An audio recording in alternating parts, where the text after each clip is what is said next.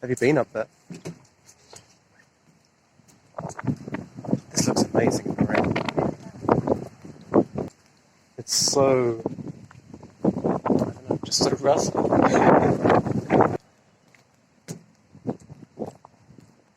Again, there's pouring rain here in Shanghai. It never stops raining. Everything smells of water and rot. We're at the 2010 Expo side. You can see we tried to get into the Russian Pavilion just now. Couldn't go into the Russian Pavilion. Well, we did, but then some of the recycling workers threw us out. I think in another few weeks that whole building will just be disappeared. That's being demolished right now. People are taking that apart. Behind me over there you can see the tail fin of the Red Bull plane. That was part of the Aviation Pavilion, and right now they are deconstructing that plane. We talked with some of the guards there, some of the construction crew, and they said it's going to be another 2 or 3 weeks and then everything will be finished and it just won't be there anymore. It'll just have disappeared. This whole side is just, everything around here is just disappearing unbelievably quickly. This is such a great site though. I'm here with another urban explorer called Sam. That is the Italian Pavilion. We're going to go and try and go in there next. That's one of the pavilions that's kind of been repurposed a lot. It's a big, beautiful building. And we'll see if we can get into the Spanish Pavilion later as well.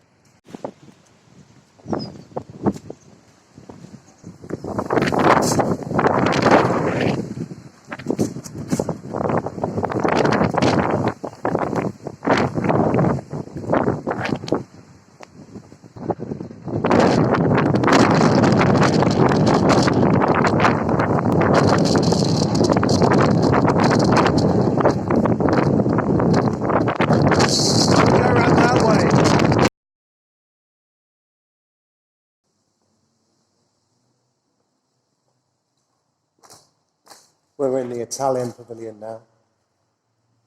Everywhere smells like cat's piss. This one is a bit more unique than the others. It's in much better condition. A lot of the structure still remains. Like this escalator and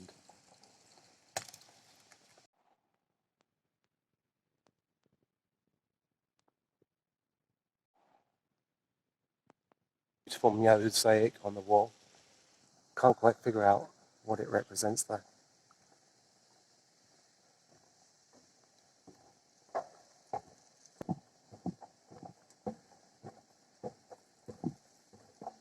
Do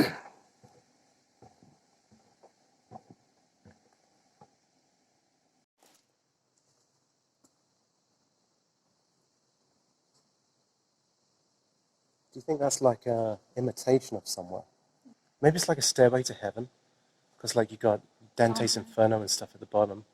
I think we can go up to the roof.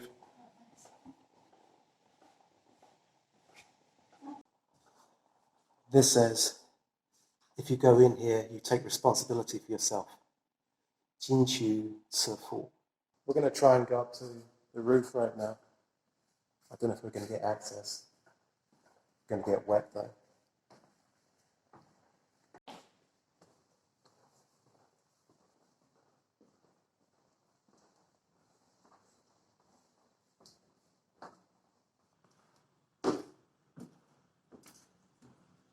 You can see the river out there. There's the bridge.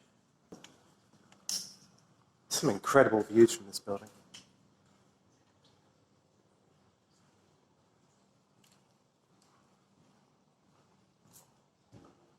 Some amazing office space. And out of that window, you can see the next building we're going to go to. That's the Spanish Pavilion. That's just along the road from here. That's going to be demolished soon as well, so we want to get into there as soon as possible.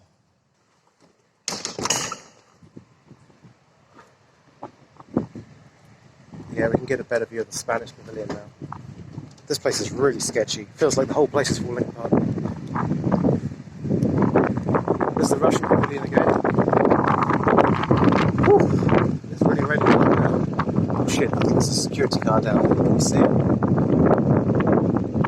Black Range Rover. Might be a bit expensive for a security guard actually.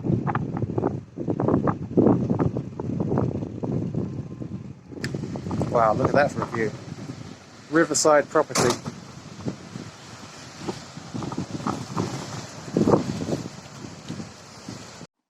I think this pavilion is in the best shape of all the pavilions we visited today.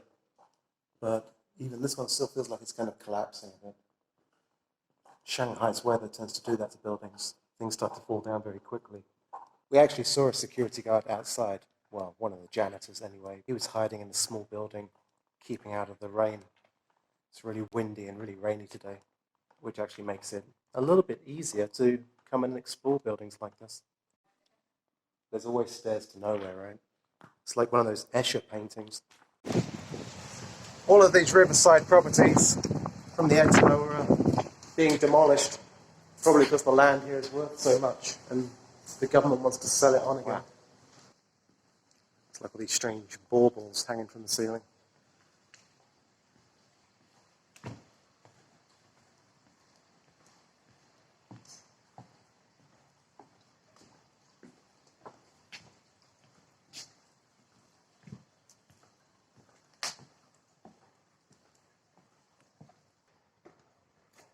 Oh, you can see the Red Bull plane just in the middle of the shot there. But that will soon be gone.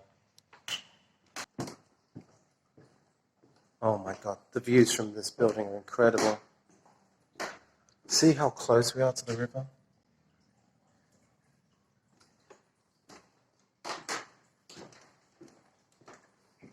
I just found this thing.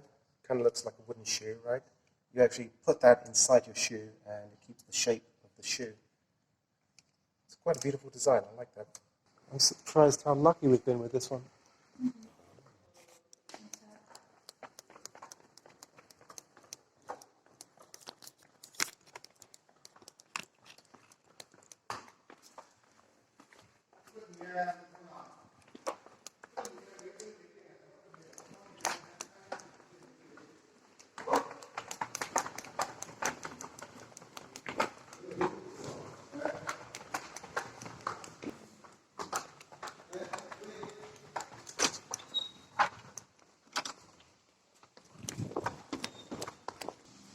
That's such a rescue.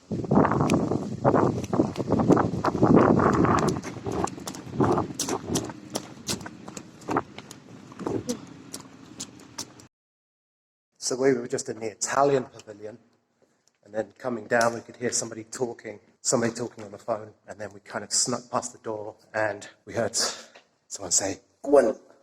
Gwen means, get out of here. How did you feel about that? Were you afraid? Yeah. So this was a Spanish pavilion, right? And this is one of the fanciest of all of them. It's probably the best designed pavilion of all of them. Before they started demolishing all these places, like I said, they used to store like luxury cars on the ground floor here. So one time I tried to come in here and there's like Ferraris and Lamborghinis there, and the security was very heavy around this place. That's all in the central atrium. But this is just like a corkscrew, like a spiral staircase almost that goes right to the top. And then when we get to the top, there's quite a beautiful garden. But then I think it was repurposed as a gallery. I can kind of imagine some skateboarders coming down here as well.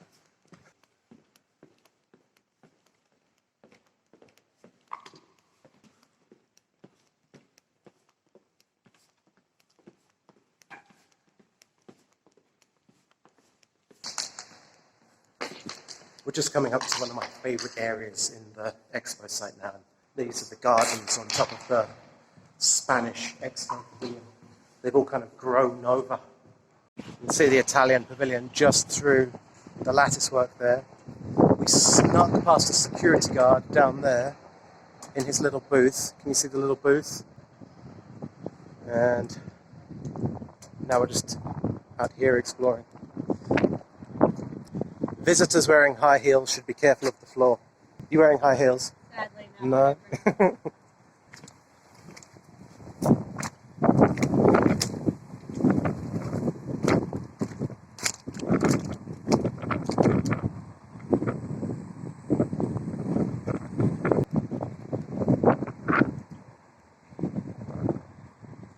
The interesting thing about the Spanish Expo Pavilion is that it was actually converted into an art gallery afterwards, and so that's why it's in a bit better condition than some of the others, but even by those standards it's still pretty smashed up in here.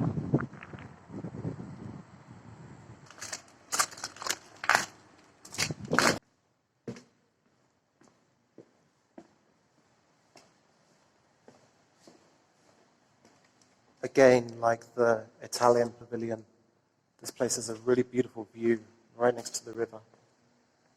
It's kind of lattice work around it.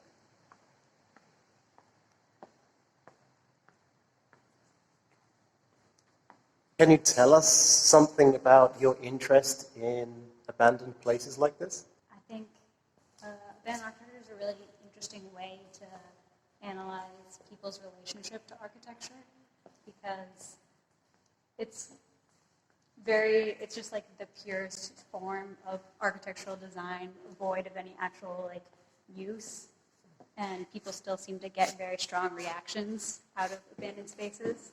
A lot of it has to do with the nostalgia that's attached to it, or like the disgust. I think some of it has to do with like people tend to project themselves and their communities onto a space. So when that space fails, what does it say about them? Do you think this space has failed? I don't think it failed on its own. I think there were a lot of factors that allowed it to fail.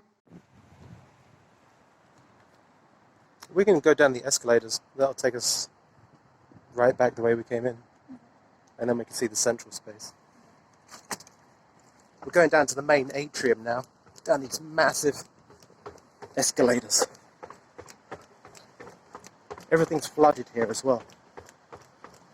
I think every time I come here it's flooded. It's like a collapsed lamppost. Okay. Hey, where'd you go? Oh. You're very good at hiding.